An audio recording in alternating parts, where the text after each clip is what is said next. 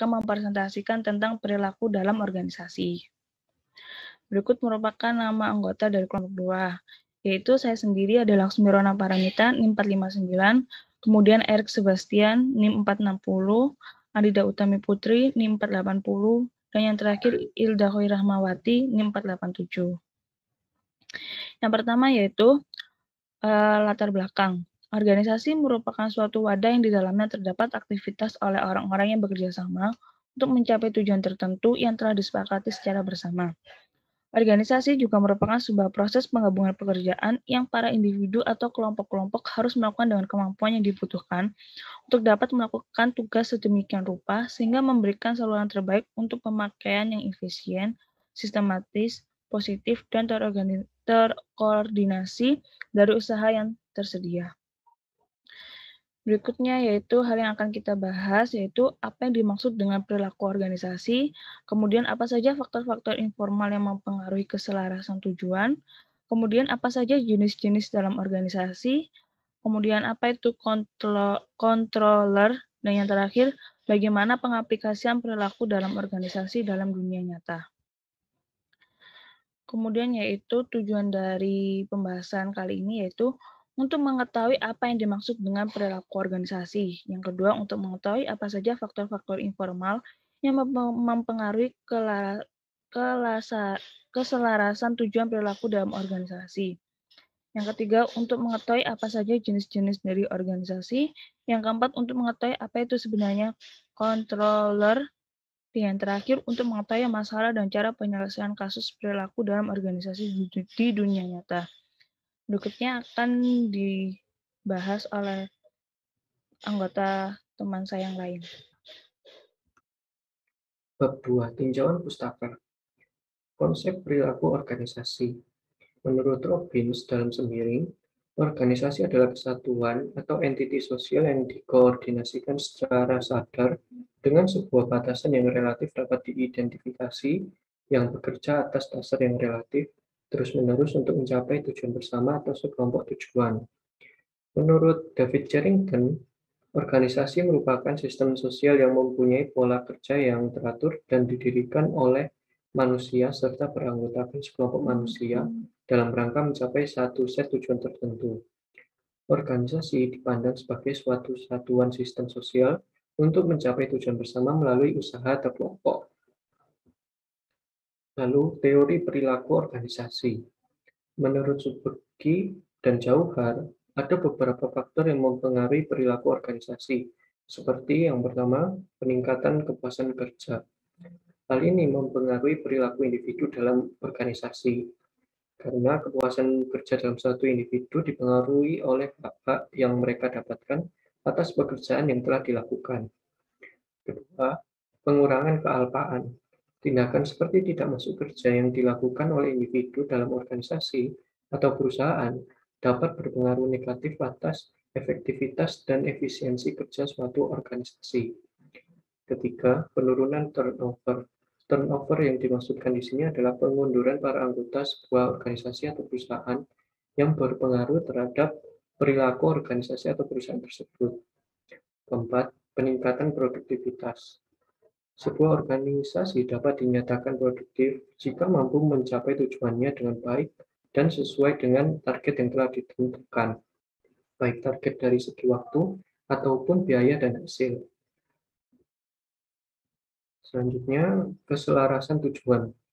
Manajemen senior menginginkan agar organisasi dapat mencapai tujuan organisasi sesuai dengan harapan. Tetapi terkadang anggota individu organisasi mempunyai tujuan pribadi masing-masing yang terkadang cenderung tidak sama dengan kepentingan sebuah perusahaan. Sehingga tujuan utama dari sistem pengendalian manajemen adalah memastikan tingkat keselarasan tujuan yang tinggi. Lalu keselarasan tujuan dalam suatu proses berarti tindakan-tindakan yang mengarah setiap anggota untuk menyelaraskan tujuan pribadinya masing-masing sesuai dengan kepentingan dalam perusahaan. Lalu faktor-faktor informal yang mempengaruhi keselarasan tujuan. Yang pertama ada faktor eksternal. Faktor eksternal merupakan norma-norma yang mengenai perilaku yang diharapkan di dalam masyarakat yang dimana organisasi menjadi bagiannya. Lalu ada faktor internal yang meliputi yang pertama budaya. Faktor internal terpenting adalah budaya di dalam organisasi itu sendiri, yang meliputi keyakinan bersama, nilai-nilai hidup yang dianut, norma-norma perilaku serat, asumsi-asumsi yang secara implisit diterima dan secara eksplisit dimanifestasikan di seluruh jajaran organisasi. Yang kedua, gaya manajemen merupakan faktor internal yang memiliki dampak paling kuat terhadap pengendalian manajemen. Yang ketiga, organisasi informal. Garis-garis dalam bagan organisasi menggambarkan hubungan-hubungan non-formal, yaitu pemegang otoritas resmi dan tanggung jawab dari setiap manajer. Lalu yang keempat, persepsi dan komunikasi. Dalam upaya meraih tujuan-tujuan, para manajer operasi harus mengetahui tujuan dan tindakan-tindakan yang harus diambil untuk mencapainya. Lalu yang selanjutnya, sistem pengendalian formal. Yang pertama, aturan-aturan. Kita menggunakan istilah aturan-aturan sebagai seperangkat tulisan yang memuat semua jenis instruksi dan pengendalian, termasuk instruksi jabatan, bagian kerja, prosedur standar operasi, panduan-panduan, dan tuntunan-tuntunan etis. Yang kedua, proses kendali secara formal. Proses pengendalian formal meliputi tahap-tahap tertentu yang secara terus-menerus bekerja dari tahun ke tahun. Tahap ini dimulai dengan penentuan tujuan dan strategi untuk mencapai tujuan tersebut. Jenis-jenis organisasi. Strategi suatu perusahaan memiliki pengaruh yang besar terhadap strukturnya. Pada gilirannya, jenis struktur akan mempengaruhi rencana sistem pengendalian manajemen organisasi. Meskipun kualitas dan ukuran organisasi itu sangat beragam, setidaknya organisasi bisa dikelompokkan ke dalam 3 kategori. Yang pertama ada struktur fungsional. Di dalamnya, setiap unit manajer bertanggung jawab atas fungsi-fungsi yang terspesialisasi. Yang kedua, struktur unit bisnis. Di dalamnya, para unit manajer bertanggung jawab atas aktivitas-aktivitas dari masing-masing unit, dan unit bisnis berfungsi sebagai bagian yang semi-independen dari perusahaan. Yang ketiga yaitu struktur matriks. Di dalamnya, unit-unit fungsional memiliki tanggung jawab ganda. Kemudian fungsi controller. Controller yaitu orang yang bertanggung jawab dalam merancang dan mengoperasikan sistem pengendalian manajemen. Fungsi-fungsinya sebagai berikut. Yang pertama yaitu merancang dan mengoperasikan informasi serta sistem pengendalian. Yang kedua, menyiapkan pernyataan keuangan dan laporan keuangan, termasuk pengembalian pajak kepada para pemegang saham dan pihak-pihak eksternal lainnya. Yang ketiga, menyiapkan dan menganalisis laporan kinerja, menginterpretasikan laporan-laporan untuk para manajer, menganalisis program dan proposal anggaran dari berbagai segmen perusahaan, serta mengkonsolidasikannya ke dalam anggaran tahunan secara keseluruhan. Yang keempat, melakukan supervise audit internal dan mencatat prosedur-prosedur pengendalian untuk menjamin validitas informasi, serta menetapkan pengamanan yang memadai terhadap pencurian dan kecurangan serta menjalankan audit operasional. Yang kelima, mengembangkan personel dalam organisasi pengendalian dan berpartisipasi dalam pendidikan personel manajemen dalam kaitannya dengan fungsi pengendali. Kemudian review penelitian. Berikut beberapa review dari setiap jurnal. Yang pertama yaitu jurnal dengan judul Perilaku Organisasi dalam Pelayanan Administrasi Kependudukan, di mana hasil penelitiannya terdapat perbedaan perilaku karena adanya perbedaan kemampuan.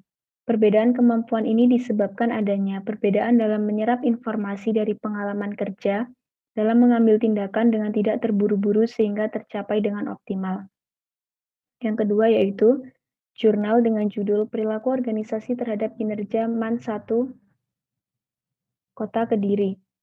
Hasil penelitian, perilaku organisasi merupakan perilaku individu yang ada dalam suatu organisasi. Organisasi pendidikan melibatkan banyak anggota. Oleh sebab itu, dalam organisasi memiliki perilaku individu yang variatif, baik dari tingkat emosional dan intelektualitas. Kepala madrasah berperan penting dalam mengatasi adanya perilaku yang berbeda. Kepala MAN 1 Kota Kediri mengambil cara dengan menugaskan para karyawan dan guru sesuai dengan latar belakang pendidikan, skill, dan kemampuan mereka. Sehingga perbedaan dalam organisasi dapat terorganisir dan tidak menimbulkan konflik dalam organisasi. Yang ketiga yaitu jurnal dengan judul Pengaruh Perilaku Organisasi Terhadap Kinerja Karyawan di Lotte Grosir Bandung.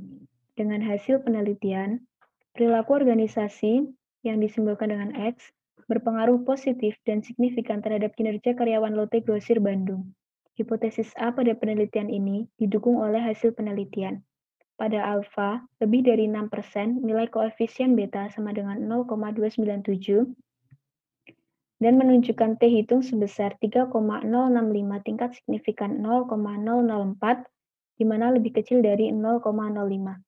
Berdasarkan hasil analisis dan juga pengujian yang dilakukan, maka hipotesis A yang menyatakan variabel perilaku organisasi berpengaruh positif dan signifikan terhadap kinerja karyawan Lotte Grosir Bandung. Maka dapat disimpulkan bahwa HA diterima. Bab 3, analisis kasus. Yang pertama ada gambaran ringkasan perusahaan. Fred Bevins merupakan seorang pengendali di perusahaan Randall Company. Randall Company memiliki 7 divisi operasi, yang masing-masing divisi bertanggung jawab kepada bagian pembuatan dan pemasaran di sektor produksinya masing-masing. Angka penjualan per tahun yang terkecil sebesar $50 juta dan yang terbesar sebesar $500 juta. Perusahaan telah terjun dalam bisnis yang menguntungkan selama 50 tahun dan terus menghasilkan laba, tetapi angka pertumbuhannya semakin menurun pesat. Kemudian problem perusahaan. Berikut problem perusahaan, yaitu ketidakpuasan Fred Bevins atas kinerja masing-masing divisi yang memberikan laporan kepada para manajer umum divisi. Yang kedua, pada sistem pengendalian anggaran, pelaporan yang dibuat di sistem ini diberikan langsung kepada manajemen puncak oleh divisi operasi dengan sedikit analisis oleh organisasi pengendali perusahaan. Yang ketiga, organisasi pengendali perusahaan belum memainkan peran secara lebih aktif dalam proses penetapan anggaran dan analisis kinerja. Yang keempat, pengendali selalu diajak konsultasi sebelum adanya pengangkatan pengendali divisi dan juga diajak konsultasi dalam kaitannya dengan kenaikan gaji bagi para controller divisi. Yang kelima, adanya kesulitan dalam melakukan teknik-teknik pengendalian yang lebih modern karena hubungan yang kurang dekat antara pengendali divisi. Slide selanjutnya perumusan masalah. Ada beberapa perumusan masalah. 1. Filosofi organisasi. Apakah yang digunakan Martex dalam fungsi pengendalian? Bagaimana menurut Anda? Haruskah Randall menerapkan filosofi itu? Kedua, kepada siapakah seharusnya pengendali divisi dalam Randall Company melapor? Mengapa? Ketiga, bagaimana seharusnya hubungan antara pengendali perusahaan dan pengendali divisi? Langkah konkret apa sajakah yang akan Anda ambil untuk membangun hubungan ini? Terakhir, apakah Anda akan merekomendasikan perusahaan-perusahaan besar dalam tanggung jawab dasar dari pengendali perusahaan atau pengendali divisi? Selanjutnya, analisis dan evaluasi. Metode filosofi Martex adalah pengendali divisional melapor pada pengendali korporat dengan tujuan transparansi dalam isu pengendalian anggaran. Selanjutnya, pengendali divisi seharusnya tetap memberikan report pemeriksaan kepada pimpinan atau general manager, dilakukan analisis pada sistem kontrol dan diharapkan hasil dan solusi yang lebih baik. Ketiga, menjalin komunikasi yang efektif dan memberikan umpan balik. Langkah yang dilakukan. Pertama, menciptakan suatu sistem hubungan yang mendukung penerapan sistem pengendalian yang baru. Kedua, melakukan perubahan organisasi yang harus sesuai dengan pertimbangan. Terakhir, tentu saja karena perubahan lebih dari transparansi pelaporan dan pemahaman serta pelaksanaan yang seragam atau sama antara semua level pengendali. Slide selanjutnya, rekomendasi.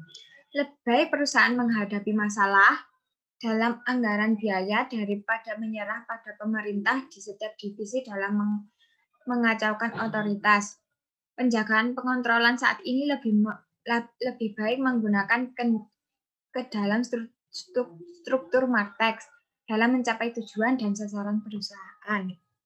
Kesimpulan, karena sistem akuntansi sudah lama berada di perusahaan, perubahan mungkin tidak mudah diterima oleh divisi yang bersangkutan. Perubahan tersebut dapat menggagalkan fungsi dalam struktur organisasi di mana divisi pengontrol perusahaan akan menyebabkan ketidakstabilan pada otoritas struktur divisi. Dengan demikian, pengendalian harus diberikan dalam melaksanakan struktur kekuasaan di setiap divisi. Sekian dari kelompok kami. Terima kasih.